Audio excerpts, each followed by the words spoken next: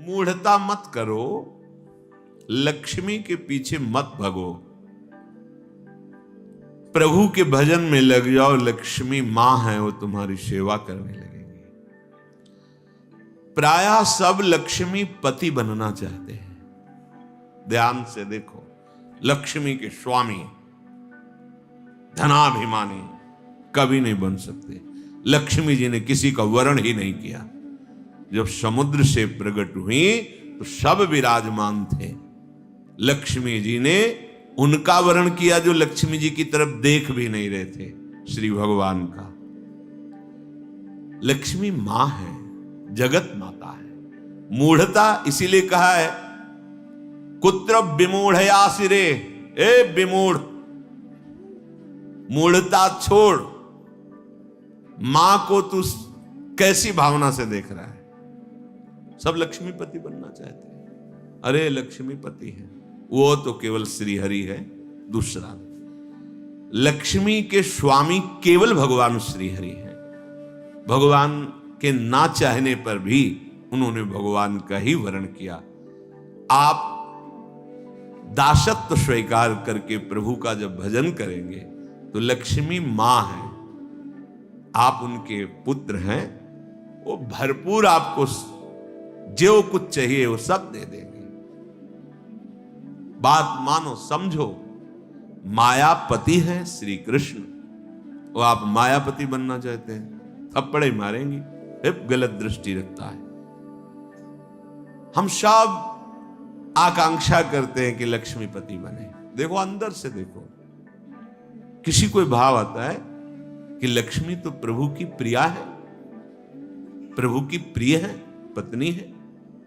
अगर हम प्रभु का भजन करेंगे तो माता हम पर कृपा करेंगे, पर हम माता नहीं मानते और जानते हैं कि माता की तरह भरण पोषण लक्ष्मी जी के ही द्वारा हो रहा है, उन्हीं का वैभव। तो आप स्वामी मत बनिए, मूढ़ता त्यागिए। अगर आप लक्ष्मी के पीछे भागते हैं स्वामी बनने के लिए तो दंड ही मिलेगा। वैसे माता जी की पर्सनल सवारी जो है लक्ष्मी जी की, वो जानते हो क्या है? उल्लू। मतलब जो सार था वो मिला नहीं, असार में भटकते रहे। जब तुम ऐसा कुछ करोगे, अगर वो अकेले आए भी ना तो उल्लू बना देंगे। उल्लू बनाना जानते हो? उल्लू का दिन में प्रकाश में नेत्र काम नहीं करता है, अंधेरे में काम करता है। अर्थात जो लक्ष्मी को केवल स्वीकार करता है, आराधना की है, तो लक्ष्मी जी उसके दिमाग, क्योंकि आएंगे तो ना उसमें सवार होके, अब उसके दिमाग में ज्ञान के प्रकाश के लिए नेत्र नहीं रह जाएंगे। अज्ञान अंधकार में उसका काम करेगी बुद्धि। क्या ये भोग लूं, ये ऐसा करूं, अभिमान बढ़ाने वाला, वासना बढ़ाने वाला, दुर्गति में पहुंचाने वाला कार्य प्रारंभ हो जाएगा। विविध प्रकार के दोष प्रकट हो जाएंगे। नारायण को बुलाओ, प्रभु माता जी सहित पर, जानते हो क्या, अलग अलग सवारी में नहीं आती, फिर एक सवारी में आती है। कौन? गरुण जी में। गरुण जी में भगवान नारायण और लक्ष्मी। गरुण जी जिनके पंखों से वेद स्तुति हो रही, अर्थात दिव्य ज्ञान विज्ञान संपन्न और समस्त ऐश्वर्य भोग आपके पीछे डोलेंगे। ऐसा नहीं कि भक्त केवल भिखारी ही होता है। देखो अम्बरीश जी महाराज बड़े बड़े ऐसे महाभागवत दिव्य वैभव संपन्न और भगवान की अपार भक्ति में डूबे हुए। श्रीपाद करे विमूढ़ता, अर्थात मूढ़ता का त्याग करो और सर्वाधीश्वर युगल सरकार के चरणों का चिंतन करो। बेलवन में लक्ष्मी जी आज भी विराजमान होकर तप परायण है कि कभी किशोरी जी का आदेश आ जाए सेवा के लिए तो हम कृतार्थ हो जाए। वृंदावन में नहीं, बाहर यमुना की पल्ली पर विराजमान है। और इसलिए विराजमान है कि कभी लाडली जो इशारा कर दे किसी के प्रति, वो मुझे सेवा मिलेगी। विहाय वृंदावन मिंदिरादि भी सुदुर्लभम कुत्र विमूढ़याश्रय। आशा छोड़ो तुम और ने किसी से, हमारे लाडली लाल के चरणों का आश्रय लो। तो कह रहे हैं परम सुदुर्लभा शास्त्र मिलंति भक्तया।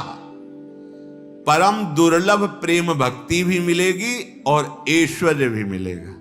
ये जब आप प्रिया प्रीतम के चरणों का आश्रय लिए वृंदावनाधीश्वर श्यामा श्याम का भजन कर रहे, तो क्या नहीं मिल जाएगा आपको। बड़े सद्गुण हैं, पर भगवत चरणारविंद की शरणागति नहीं, भजन नहीं, क्या होगा इससे? ये तो बाहरी सद्गुण है, इससे क्या होगा? अगर प्रभु के चरणों का आश्रय नहीं तो ये बाहरी सद्गुण भगवत प्राप्ति थोड़ी करा सकते हैं। और मनुष्य जीवन का चरम और परम लाभ भगवत प्राप्ति है। रूप विभवई, बड़े रूपवान हो, देह भाव से अपने रूप को देखकर गर्व करते हो कि मैं बड़ा सुंदर हूं। कितने दिन टिकेगी ये सुंदरता? दुर्गति ही करवाएगी, क्योंकि देह भाव से सुंदरता का आरोप मैं में कर लेने से भोगों की प्रियता बढ़ती है।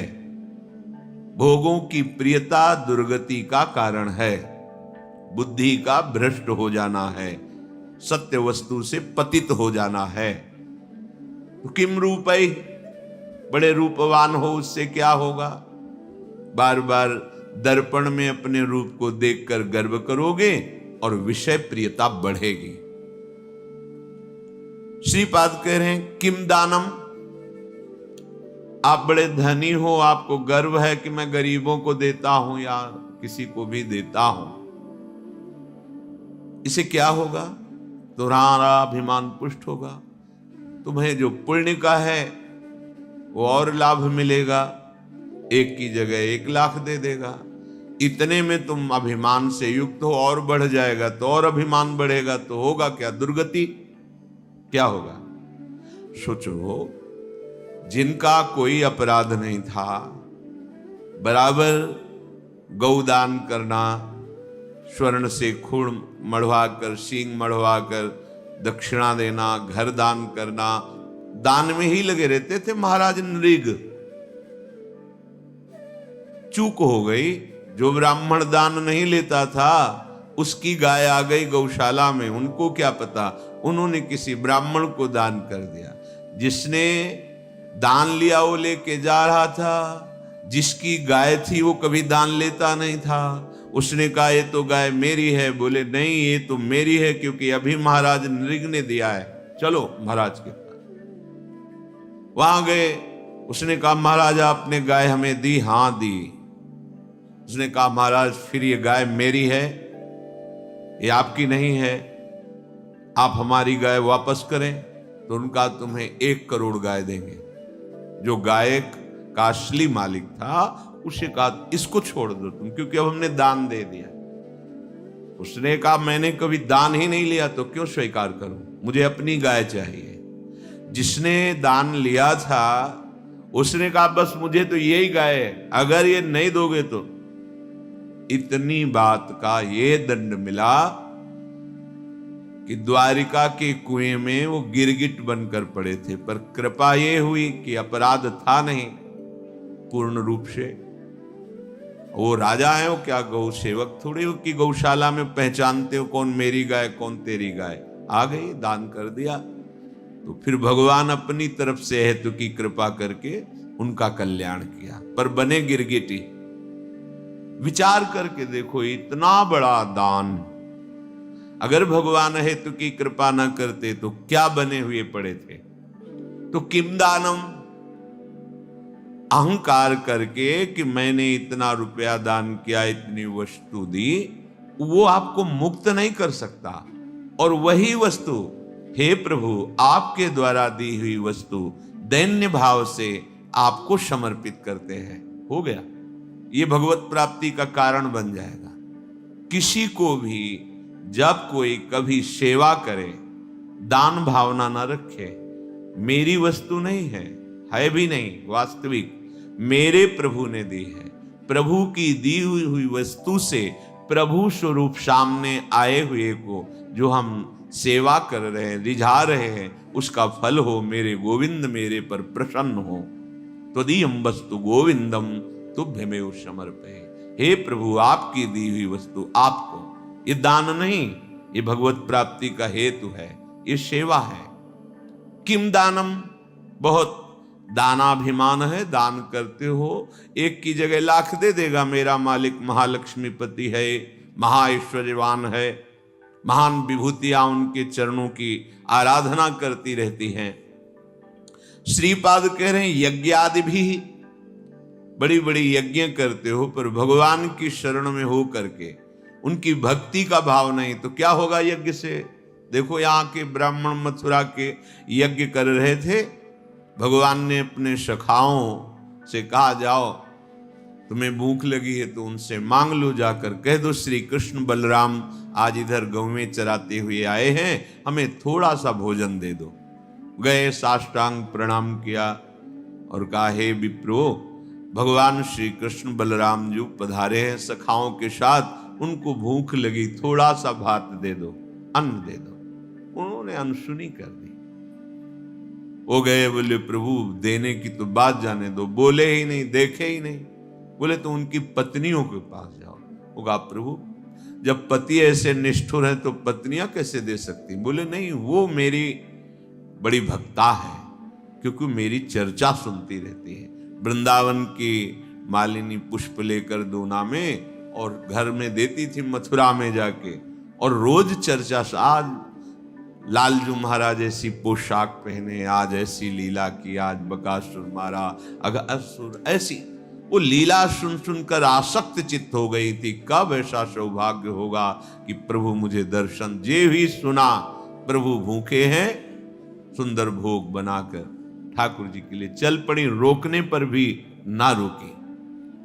तो एक महान यज्ञ करने वाले भगवान की अवहेलना कर रहे हैं। स्वयं यज्ञ भोक्ता भगवान उनसे भोग मांग रहे कि ले आओ, भूख लगी है, और वो यज्ञ क्या इन ग्वालों को देना, ये बात उनके मन। तो यज्ञ का फल क्या हुआ?